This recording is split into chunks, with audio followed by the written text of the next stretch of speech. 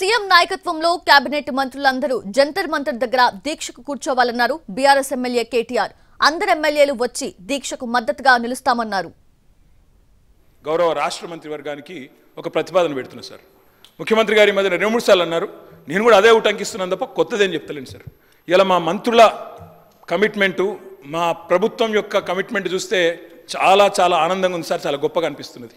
అందుకే దయచేసి ముఖ్యమంత్రి గారి నాయకత్వంలో బ్రహ్మాండంగా ఢిల్లీలోని జంతర్ మంతర్లో ఆమరణ దీక్షకు మొత్తం మంత్రివర్గం కూర్చోండి సార్. మేము అండగా ఉంటాం. మేము చుట్టూ కూర్చుంటాం. సత్యదాకా కూర్చోమనండి. మేము అండగా ఉంటాం. కేంద్రంతో కొట్లాడదాం. మొత్తం మంత్రివర్గం మంచిగా జంతర్ మంతర్లో కూర్చోండి. ఎమ్మెల్యేలు అందరం వస్తాం, ఎంపీలు అందరం వస్తాం.